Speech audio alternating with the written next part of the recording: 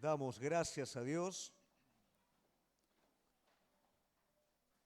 por todo lo que Él realmente es para la vida de cada uno de nosotros. Amén. ¿Para cuántos Dios es todo?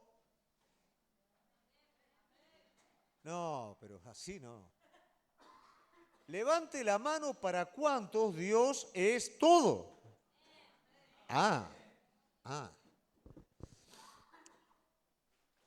Gaby cantaba, porque vio que cuando uno adora al Señor, uno se mete en la presencia de Dios. Y el Espíritu Santo, cuando usted abre su corazón y entra en la presencia de Dios, el Espíritu Santo habla a su vida y ministra. Y mientras usted está adorando al Señor, el Espíritu Santo le habla.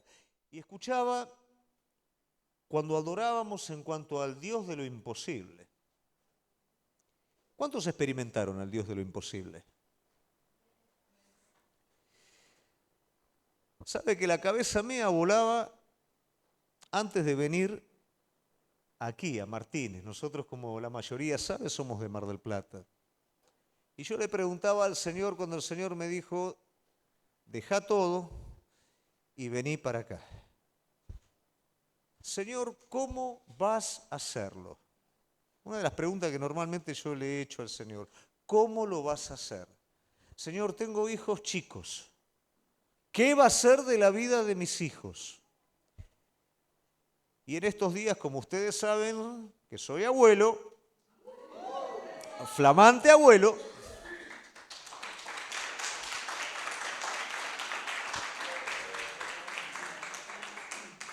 pude disfrutar el ver a mi nieta, el ver a mis hijos, nueras, yerno, alrededor. Y no sé cuándo lo hizo Dios, pero lo hizo. Y es un milagro. Verlos casados, verlos amando a sus esposas, sus esposos, verlos sirviendo a Dios, ver la nueva generación con mi nietita. Y yo digo, Señor, pensar que yo te pregunté cómo. Es maravilloso porque el Dios de lo imposible hace las cosas imposibles en nuestra vida. Hace 2 meses me invitaron a un lugar para poderles hablar acerca de la fe sobre nuestro viaje misionero. Hace 2 meses no teníamos un solo centavo y yo tenía que estar hablándoles a esas personas acerca de la fe cuando no teníamos ni siquiera para los pasajes. Pero con el tiempo uno aprende a conocerlo al Señor y aprende a escuchar cuando Dios habla. Generalmente lo que nosotros queremos es que Dios inmediatamente haga las cosas y eso no es fe.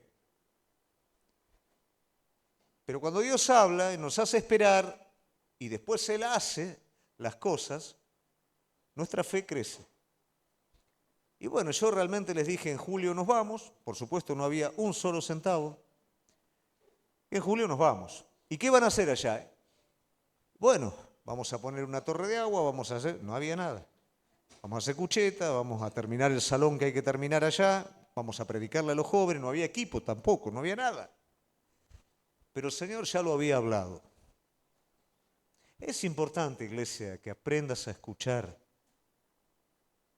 la voz de Dios, la voz del Espíritu Santo y aprendas a creerlo. Creer no al corto o al plazo inmediato, creer al largo plazo lo que Dios habla, porque cuando Él dice algo es. A veces renunciamos antes de tiempo y al renunciar antes de tiempo no podemos cosechar el milagro que Dios tiene para con nuestra vida.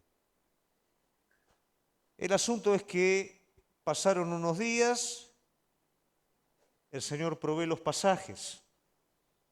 Pasan unos días más, el Señor provee de parte de una persona, bueno, yo quiero dar esto para una cantidad bastante considerable, para el viaje misionero.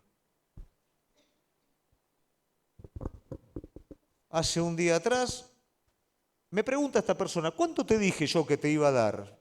Bueno, me dijiste tal cosa, pero bueno, vos te acordás cuánto me... Bueno, pero no te voy a dar esto solo, una cantidad considerable, te voy a dar esto también. El Dios de lo imposible en 2 meses proveyó absolutamente de todo aquello que tenía que ver con su obra y con su voluntad. Realmente, yo te lo cuento ahora, qué lindo, se van para, pero iglesia, 2 meses antes no había nada. Solamente había que creerle. Y a veces en nuestra vida pasa eso, no hay nada. Pero es el mejor momento para poder confiar en Él. Nosotros queremos a veces tener algo para confiar. Y es una confianza media. Él se encarga de llevarnos a lugares donde tenemos que confiar realmente. ¿Y sabés qué pasa cuando somos capaces de ser llevados a esos lugares? Vemos como Dios obra y no podemos decir, acá el hombre hizo algo, sino que la gloria pertenece absolutamente a Dios. Y ese es el Dios de lo imposible en lo que creemos. Y después me preguntaba esta persona, bueno, ¿y qué es lo que van a hacer? Bueno, le conté todo lo que van a hacer y me dijo, ¿y cómo lo van a hacer? No tengo idea, pero lo vamos a hacer. ¿Cómo no tenés idea? No, no tengo idea. Lo que sí te puedo decir, y te lo digo desde lo más profundo de mi corazón, vamos a venir con todo eso hecho. Y esta persona es un empresario, dice, eso me gusta. Tal vez de esta manera, de alguna manera, él pueda conocer al Señor a través de la fe. Pero él ya está viendo que algo raro está pasando en todo esto. ¿Creemos en el Dios de lo imposible o no? Pero ¿sabes cuál es la parte más difícil de creer en el Dios de lo imposible? Es creer que realmente Dios puede cambiar algo en nosotros. Creer que aquello con lo cual nosotros estamos peleando en nuestro corazón, aquel vacío interior, aquello como nos estamos sintiendo, Dios puede hacer algo ahí. Déjame decirte que ese es el milagro más difícil de creer. Déjame decirte que ese es el milagro en donde Dios se glorifica como nadie. Déjame decirte que el único que lo puede hacer es Él. Y déjame decirte también que Él lo quiere hacer en tu vida. Hoy por ahí te voy a recorrer por un poquitito, por algún par de lugares, porque el Espíritu Santo en esta semana me estuvo haciendo recorrer por algunos lugares, ¿no? A veces uno cree que el pastor es como si fuera una fotocopiadora, ¿viste? Que entra una idea y sale el sermón, ¿no? Pero no es así, o sea que Dios trabaja con nuestra vida, nos habla, nos permite vivir ciertas experiencias y a partir de ahí revela su mensaje para que todos podamos de alguna manera ser edificados. Bueno, en esta semana el Señor hizo un poquito eso, me sacó a pasear un poco, ¿no? Y en ese paseo fui aprendiendo algunas cosas. Entre ellas, mientras leía el Evangelio según San Mateo, capítulo 19 y capítulo 20, no lo busquen, no hace falta, simplemente recalcar algo que fue llevándome a lo que hoy vamos a hablar. Un principio en el que el Señor dice, muchos primeros van a ser postreros, van a ser últimos, y muchos últimos van a ser primeros. Y esto nos cuesta entender un poquito a lo que se refiere, tal vez de manera superficial podemos decir, bueno, algunos que se la creen, no, y otros que no, sí, no, pero va de una manera mucho más profunda.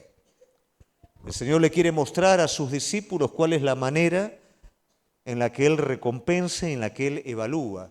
Y esto Él lo dice primeramente con la situación del joven rico, en el contexto del joven rico, en donde el joven rico tiene tremendos méritos, méritos de cumplir la palabra de Dios, méritos de hacer, pero es confrontado a seguir a Jesús y dejarlo todo y por supuesto no puede avanzar. Y enseguida Pedro dice, pero Señor, nosotros lo dejamos todo. Y el Señor le dice, ustedes van a tener su recompensa. Pero muchos postreros van a ser primeros y muchos primeros van a ser postreros. ¿Qué le quiere decir el Señor con esto a Pedro? Yo conozco, Pedro, tu corazón, conozco tu entrega. Pero a la hora en la que yo voy a recompensar, yo miro algo más de lo que mirás vos. Vos vas a tener tu recompensa, pero cuidado, Pedro, porque también postreros, primeros, primeros y postreros. Después cuando lees y conoces la historia te vas a dar cuenta de que Pedro en el momento crucial niega a Jesús. Pero te vas a dar cuenta también que una seguidora de Jesús, que era una mujer, lo sigue a Jesús hasta donde Pedro no lo siguió. Espera a los pies de la cruz y permanece firme donde Pedro lo negó. Va hacia el sepulcro cuando Pedro se refugió en un aposento alto. Y es capaz de llegar a encontrarse con el Cristo resucitado. Y el Cristo resucitado le dice a esa mujer: ve y dile a mis discípulos y a Pedro. Y ahí pude entender. La palabra hoy nos habla de la negación de Pedro, y es el testimonio que tenemos, pero también nos habla de la fidelidad de esta mujer. Pablo era tenido como lo peor de todo, pero Pablo conoce al Señor y es transformado. Y en esa transformación, Pablo luego va a reprender a Pedro en errores que Pedro comete. Pedro va a cosechar la recompensa que el Señor le dijo, sí, pero también el testimonio de la palabra nos muestra como muchos postreros fueron primeros. Jesús también en su mensaje señaló a aquellos que confiaban en sus propios méritos, que eran los religiosos. Los publicanos, las rameras, entran primero al reino de los cielos antes que ustedes. ¿Cómo puede ser? Nosotros dedicamos una vida al aprendizaje, al estudio, dedicados a Dios. Esta mujer con un mal vivir, este publicano valiéndose de todo el pueblo. Nosotros somos los que tenemos el mérito. Nosotros, tenemos que recibir la recompensa. Pero la realidad es que el publicano y la ramera, frente a la oferta divina de la gracia de Dios, ellos dijeron, yo lo necesito y lo quiero. Mientras que el resto de los religiosos decidieron vivir por sus propios méritos, que por supuesto se perdieron. Y es de esto, iglesia, un poquito de lo que yo en esta noche quiero hablar. El título de la palabra de hoy es Gracia versus Méritos. Y si nosotros en esta noche podemos entender y comprender realmente lo que la gracia de Dios significa para nuestra vida, nuestras vidas van a poder disfrutar de la plenitud de Cristo. Sabe que un pastor tiene un deseo profundo en su corazón. Y el deseo profundo que tiene en su corazón no es necesariamente de una iglesia grande. No es de éxitos externos. No es de recursos dentro del edificio.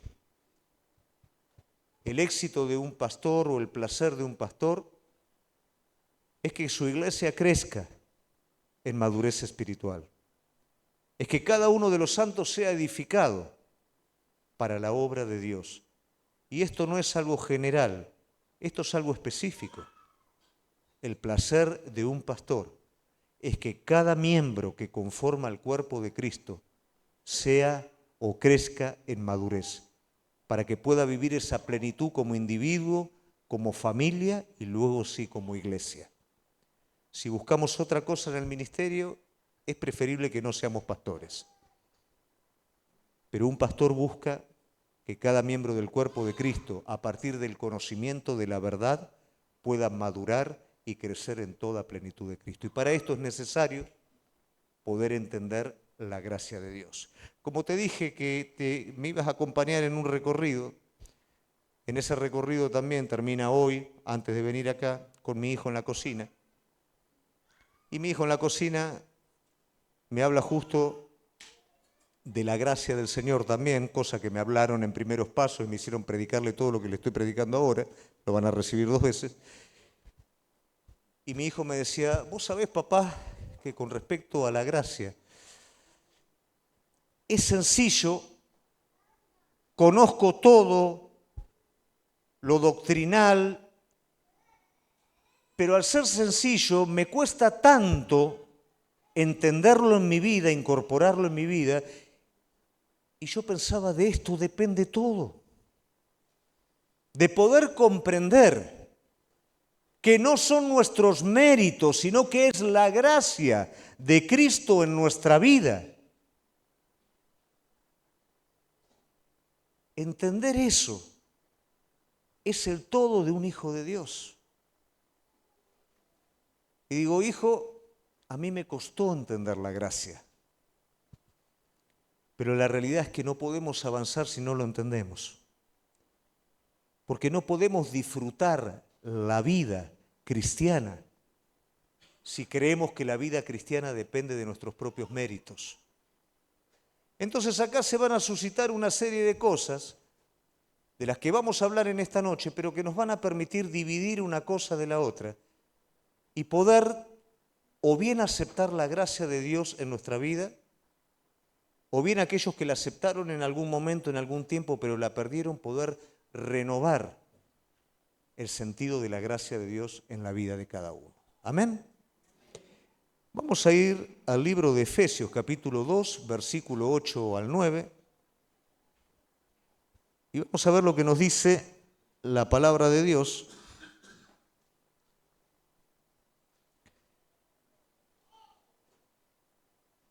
Porque por gracia sois salvos, por medio de la fe. Y esto no es de vosotros, sino es don de Dios. No por obras, para que nadie se gloríe. Es un versículo chiquito, pero no te puedo explicar todo lo que tenemos para sacar de ahí. Pero vamos a ir primeramente a lo que nos está diciendo la palabra de Dios, porque nos está hablando de salvación y esto tiene un propósito. Esto tiene el propósito de hacernos entender nuestro estado real, y el estado real nuestro es que el hombre está en conflicto con Dios. El hombre desde su nacimiento está en conflicto con Dios. Por ese motivo, muchas veces vos te vas a encontrar con personas que tal vez vos a la persona le decís, esta noche voy al club, qué bueno. Esta noche voy a bailar, qué bueno. Esta noche voy a la iglesia, ¿qué? Le vas a hablar de cualquier filósofo. Le vas a hablar de cualquier político, pero le hablas de Cristo. No me vengas con eso. Tengo una persona conocida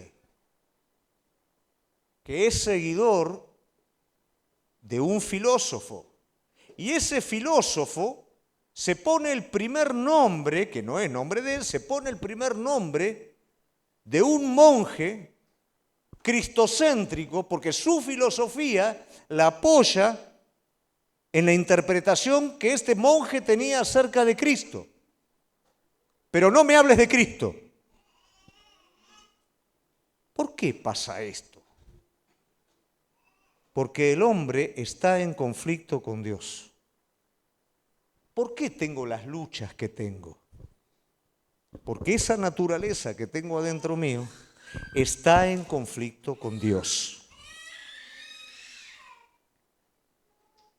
Entonces yo digo, bueno, en todo esto, ¿de qué manera yo puedo crecer o puedo hacer entender? Primero yo lo tengo que entender.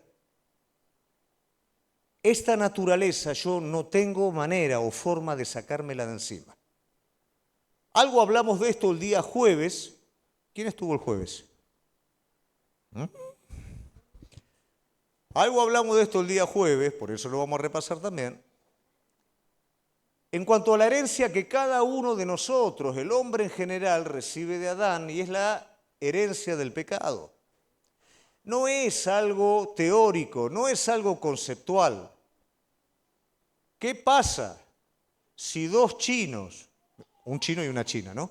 ¿Qué pasa si un chino y una china se casan? ¿Qué tienen? Chinitos. ¿Y qué pasa cuando el chinito crece y se casa con una china? ¿Qué tienen? Y así sucesivamente. No van a ser un africano, no van a ser un alemán, van a ser chino. Cuando el hombre y la mujer pecan, esa raíz se transmite hasta la generación actual. Y esa raíz de pecado está en nosotros. Y esa raíz de pecado es la que nos hace entrar en conflicto con el Señor. Al que no conoce y también al que conoce. Y no hay manera de que el chino sea alemán. Sí, y si se radica en Alemania, está bien, pero sigue siendo chino, ¿o no?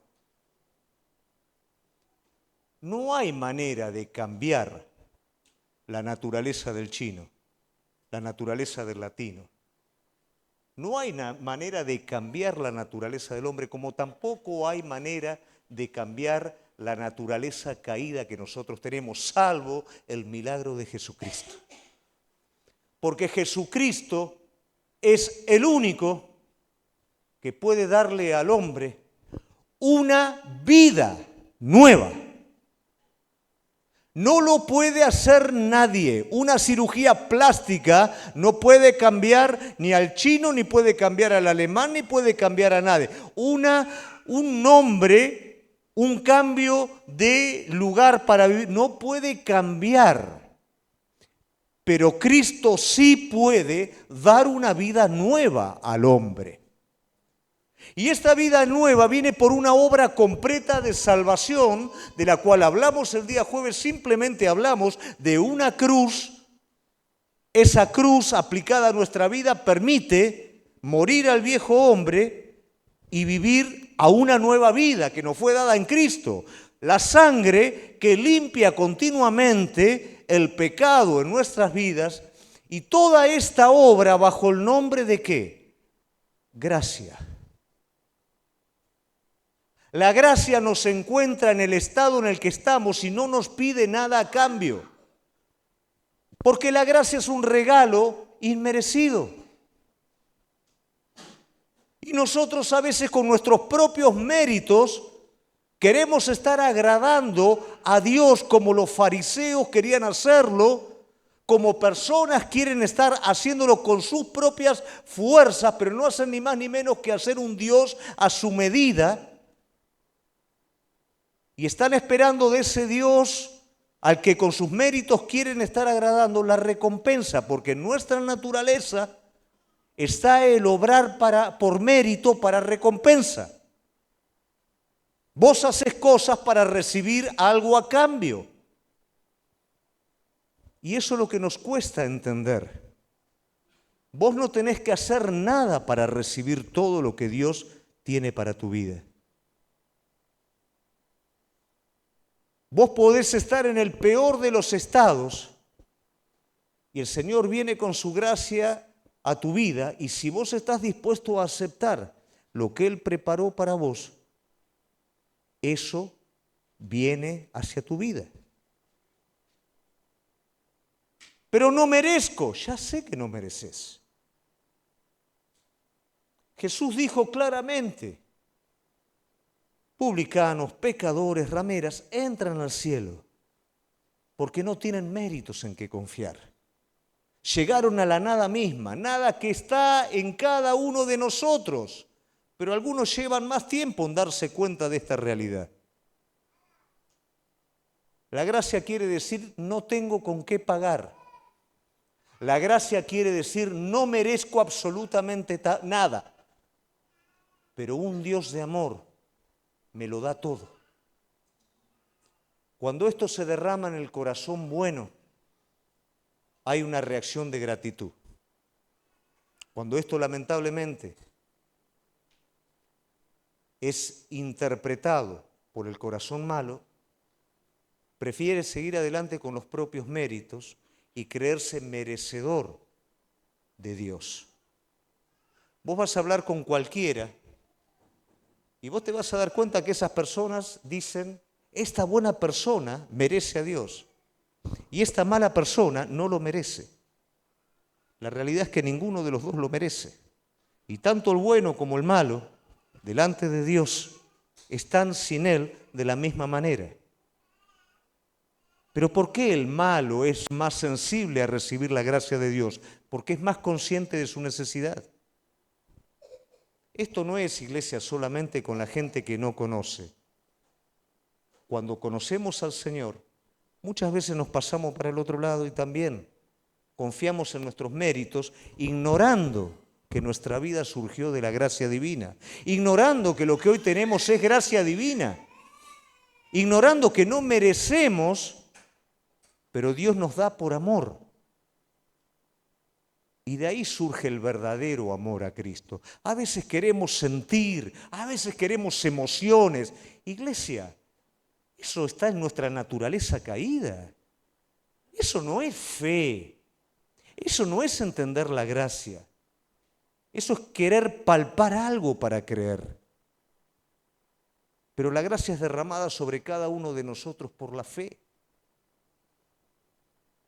Ahora bien, en esa naturaleza caída, el hombre arma argumentos que le permita seguir adelante con sus propios méritos. Yo no lo necesito a Dios, sí, lo necesita. Pero ¿qué dice la persona? Yo no necesito a Dios.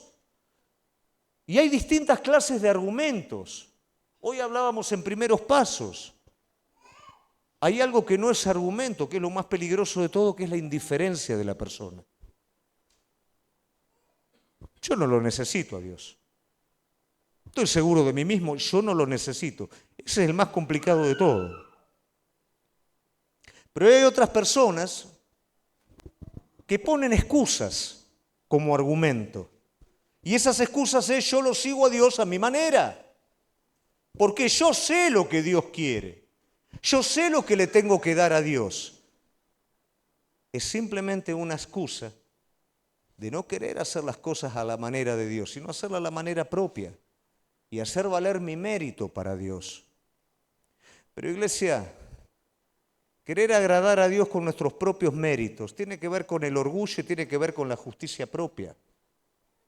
Querer agradar a Dios con nuestros propios méritos es como querer cubrirme con un vestido chico y corto. ¿Viste en el hospital cuando te ponen el guardapolvito ese? Que te hacen sacar toda la ropa y te ponen el guardapolvo ese. ¿Qué pasa? Adelante estás vestido, pero te das vuelta y no podés ir a la calle con eso. Cuando nosotros queremos cubrirnos con nuestra propia justicia, nos pasa eso. Cubrimos una parte de nuestra vida, pero la otra parte queda totalmente expuesta. Cuando nuestros propios méritos son los que nosotros queremos hacer valer, automáticamente estamos trayendo el juicio sobre nuestra vida. ¿Por qué razón? Porque si la justicia que nosotros creemos es la de nuestros propios méritos, ¿qué pasa si Dios tiene que juzgar toda nuestra vida? Yo trabajo 12 horas por día, entonces soy un buen padre, un buen esposo, un buen hombre. Vamos por parte. ¿Trabajás 12 horas por día? Está bien. ¿Sos buen padre? Yo proveo. Está bien. Pero ¿y qué de la vida de tus hijos? ¿Qué del tiempo con tus hijos? ¿Qué de la relación con tu esposa? ¿Qué de cómo te comportás con tu vecino? ¿Qué de cómo vos administrás tu dinero? ¿Y qué de tu relación con Dios? Yo soy bueno porque trabajo 12 horas por día. Ese es el mérito del hombre. Se apoya en una o en dos cosas, pero deja descubierta todo el resto de las cosas. Y si esa es la justicia que interpreta de Dios, ¿qué pasa si realmente cayera sobre su vida? Va a juzgar todo el resto de las cosas y la persona se va a hallar falta. Pero la gracia es distinto. La gracia cae sobre el hombre falto.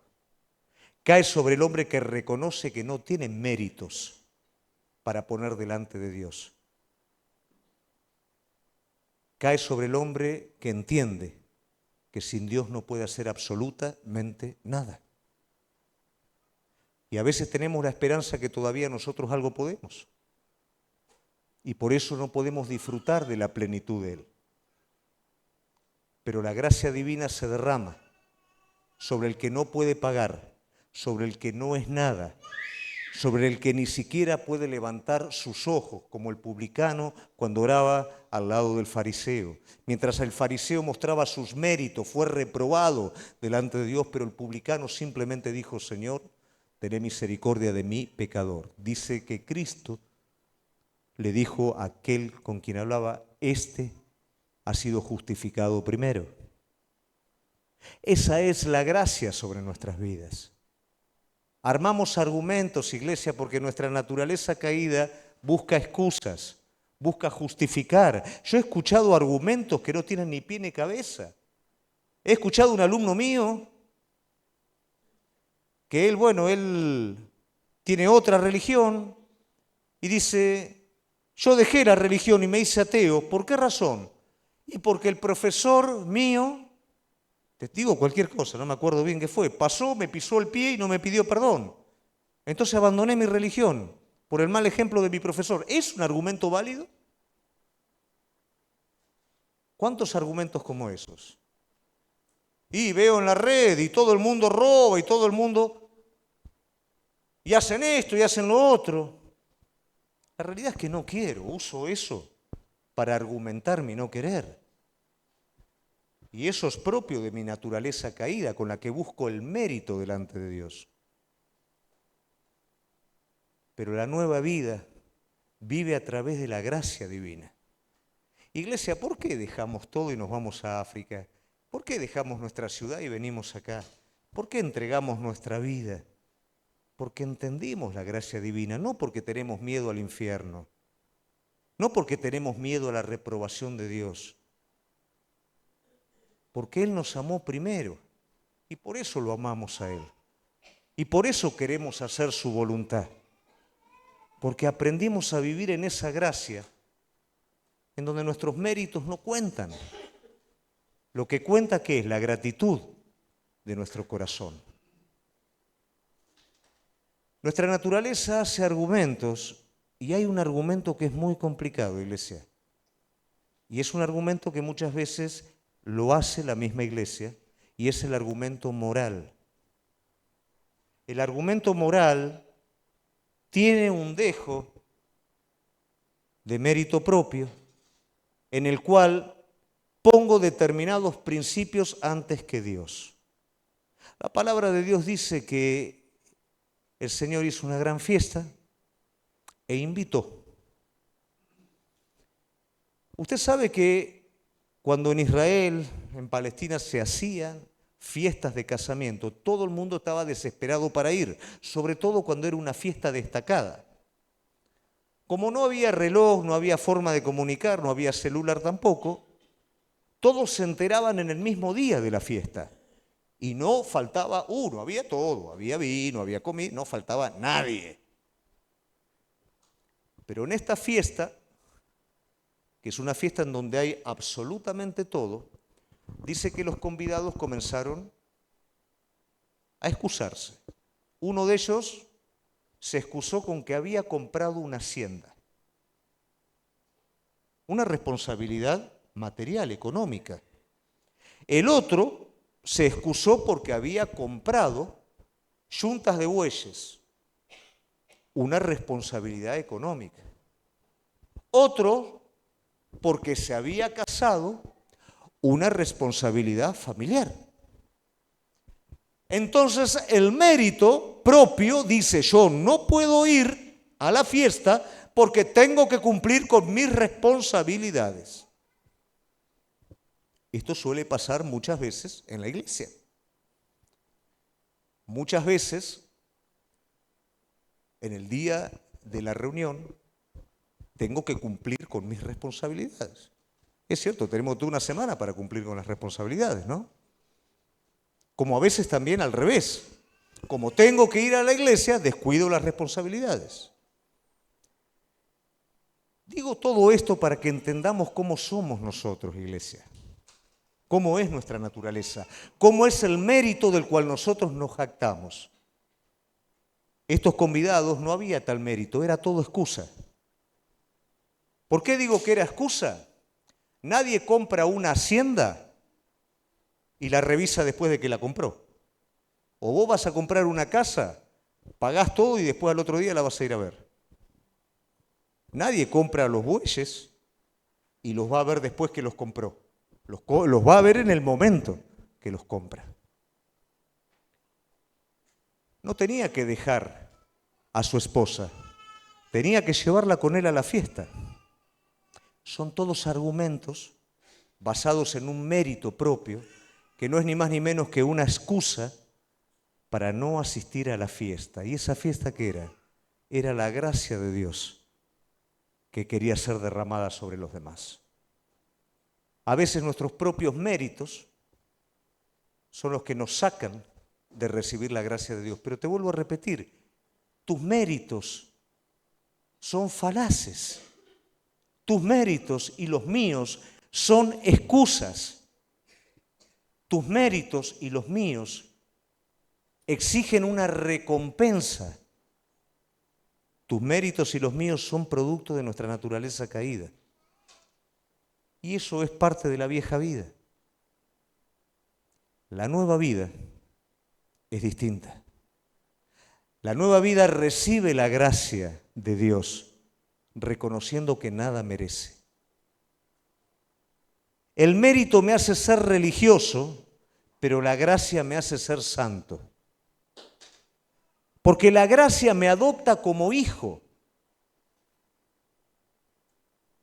¿Qué quiere decir esto? ¿Acaso algún padre ama más o menos al hijo por lo que el hijo hace?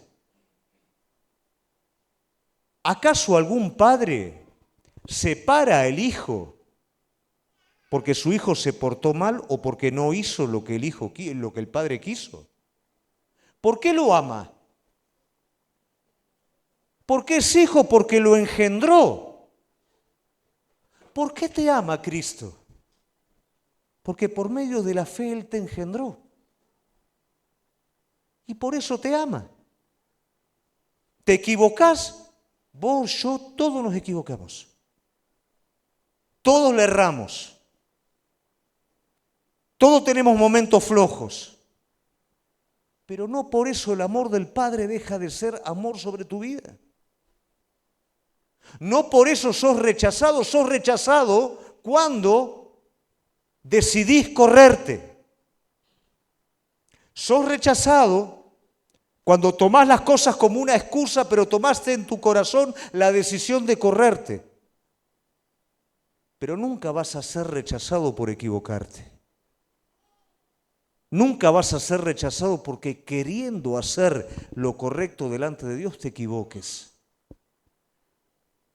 Porque es un padre. Por mejor amiguito que tenga tu hijo, más educadito que tu hijo, que se porta mejor que tu hijo, no por eso vas a querer más al amiguito de tu hijo que a tu hijo. Porque tu hijo es tu hijo. Y cuando vos le dijiste sí a él, sos su hijo. Y la gracia de Dios, que no mereces, que no podés comprar, que no se puede pagar, se derrama sobre tu vida. ¿Y sabés qué pasa?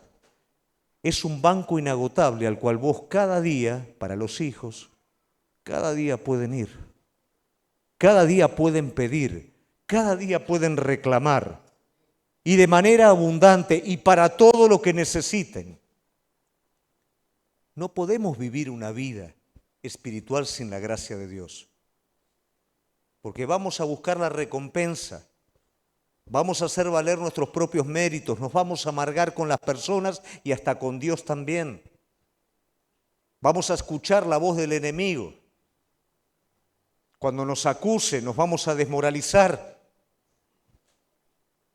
Él va a tratar siempre de robar la confianza en la gracia de Dios. ¿Y qué es lo complicado de la gracia de Dios? Interpretar el amor de Él. No soy bueno, te amo. No puedo hacer algo al respecto, te amo. Pero mira cómo soy, te amo. Te acepto. no son tus méritos, es mi amor. Y acudiste a mí, entendiste que no podías, y en vez de seguir con lo mismo, viniste a mí. Sos mi hijo, y todo lo mío es tuyo, porque sos mi hijo. Y todo lo que tengo es tuyo, porque sos mi hijo. Y mi justicia es tuya, porque sos mi hijo. Y mi sangre derramada responde a mi justicia, porque sos mi hijo. ¿Y qué pasa cuando esto es entendido en la vida de cada uno de nosotros? Respondemos a Él en amor. Respondemos a Él en gratitud. No buscamos nada a cambio porque ya nos fue dado todo, iglesia. No venimos a la iglesia a buscar un sentimiento, una emoción, algo raro. Venimos a agradecer a Él en adoración, en alabanza y en comprender su palabra cada día más, todo lo que Él hizo para mi vida. Pero entendé que estás en un conflicto. Entendé que hasta el último día ese conflicto va a estar presente. Y entendé que el día que vos querés pasarte para el otro lado y querer empezar a defender con tus propios méritos, vas a empezar a ver el error de los demás. Vas a empezar a compararte con otro. Vas a empezar a pedir a cambio. La iglesia no me da. La iglesia no tiene amor. El pastor no me quiere, el líder no me quiere, me dejan a un lado.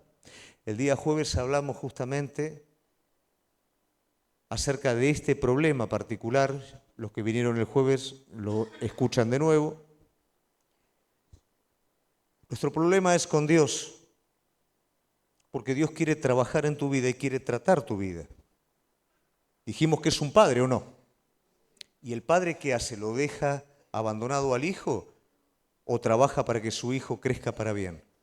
Bueno, nuestro Padre hace lo mismo. Lo aceptamos por gracia. No tenemos absolutamente nada, pero en su amor Él forma nuestra vida. Si nos deja como estamos, iglesia, si nos deja como cuando nos encontró, no llegamos a ningún lado. Pero Él trabaja con nuestra vida y a veces, ¿qué pasa? Esa naturaleza vieja se rebela contra Dios cuando Dios trabaja con nuestra vida. Y nos enojamos con Dios. Pero ¿qué pasa?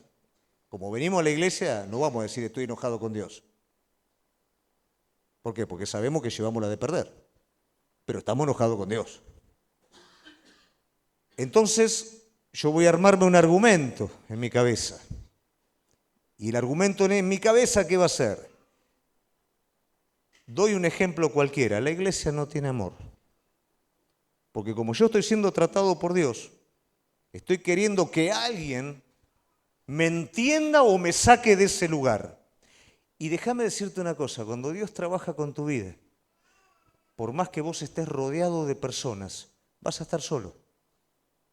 Por más que las personas quieran ponerse en tus propios zapatos, vas a estar solo. Porque es Dios el que lo está haciendo. Es Dios el que está permitiendo una condición en la cual pueda tratar con esa cosita que hay adentro. Pero a veces mi fe no alcanza para entender esto y empiezo a sentir que nadie me comprende. Entonces, ¿qué pasa? Genero el argumento en mi cabeza que en la iglesia no hay amor. Como generé este argumento, empiezo a tener una actitud con la gente. Y esa actitud, que es una actitud áspera. Como en la iglesia no hay amor, soy áspero. Y eso se convierte en un comportamiento. Y me retraigo. ¿Y qué pasa cuando yo me retraigo? ¿Qué pasa con el resto de las personas? Se alejan.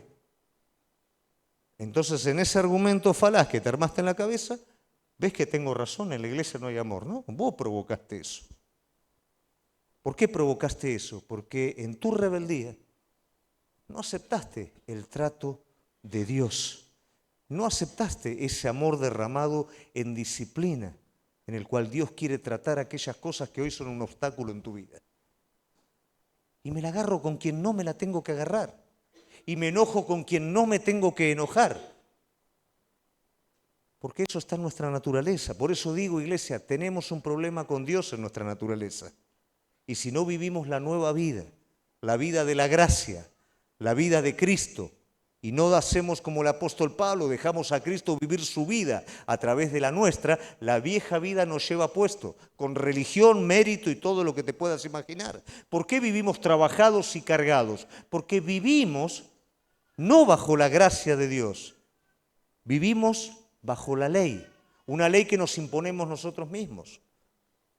Pero si nosotros logramos por medio de la fe entender que este Cristo amado nos acepta así, a veces hasta a nosotros mismos nos cuesta aceptar como somos, pero Él no, Él nos acepta. Él nos dice, sos mi hijo. Pero mira, pero sos mi hijo. ¿Cómo no te voy a aceptar? Lógicamente, no voy a ser cómplice de tus caprichos, no voy a ser cómplice de tu pecado, pero porque te amo, te voy a ayudar a salir de todo eso. Porque te amo, lo vamos a hacer juntos. Nunca te voy a dejar. Vos sí te podés correr, pero yo no. Nunca. El padre nunca olvidó al hijo pródigo. El hijo pródigo se fue. Pero cuando el hijo pródigo vuelve, el padre lo estaba esperando. Él nunca se olvida, nunca te deja. Somos nosotros, iglesia. La gracia de Él es infinita. Nosotros tenemos límite en perdonar a las personas, en aceptar a las personas. Nosotros exigimos mérito de las personas muchas veces para ser aceptados. Pero Él no. Entonces alguien le preguntó, ¿y qué debemos de hacer, Señor, para hacer las obras de Dios? Y Jesús dijo, simplemente crean. Simplemente crean. Crean en este amor derramado para ustedes. Crean en esta gracia en donde ustedes no son los protagonistas, yo soy el protagonista. Crean en este perdón que fue derramado sobre cada uno de ustedes, porque el día que lo tomen para su vida, no van a necesitar sentimientos, emociones, sensaciones, una iglesia psicodélica que me haga sentir cómodo, con juegos, con 10 millones de cosas para que cuando venga me sienta cómodo. Voy a necesitar simplemente venir a agradecer a aquel que me aceptó como soy, que me perdonó de lo que a veces ni siquiera yo me perdono, porque ahora soy hijo. Cuando yo entiendo esto, me doy cuenta que no son mis méritos, iglesia. Yo no puedo ganar el favor de Dios. El enemigo va a venir sobre tu vida, te va a condenar. Mira lo que hiciste, mira cómo lo haces. No das a la medida, no llegás. Ese no es Dios. El Señor te acompaña, el Señor te hace entender, el Señor te corrige, pero nunca caminas solo en ese camino. Aun cuando caminas en los valles de sombra y muerte, Él está con vos. Él está a tu diestra, Él nunca te suelta la mano, porque sos su hijo. Eso es gracia, iglesia. Si vos te sentís tan mal y tan sucio que no sos digno de Dios, déjame decirte que estás en el mejor lugar, estás en la mejor situación. Porque es cierto, no lo mereces, pero Él ya te aceptó por medio de tu confianza. Él vino a este mundo, donde aquellos que se jactan de sí mismos lo rechazaron. Él dejó su lugar de gloria y se hizo hombre y siervo. Se dejó golpear por cada uno de nosotros, se dejó matar por cada uno de nosotros.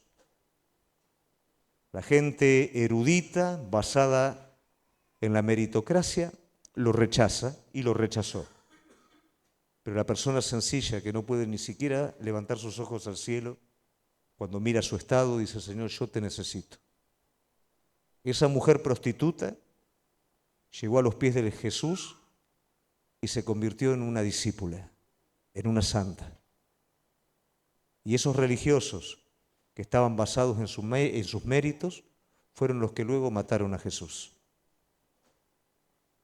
¿Cómo está hoy tu vida? ¿Cómo llegaste hoy acá? ¿Llegaste pensando que sos una causa perdida? Cristo es especialista en las causas perdidas. y los grandes santos de todos los tiempos eran una causa perdida. ¿Te gustó el pastor Leo el sábado?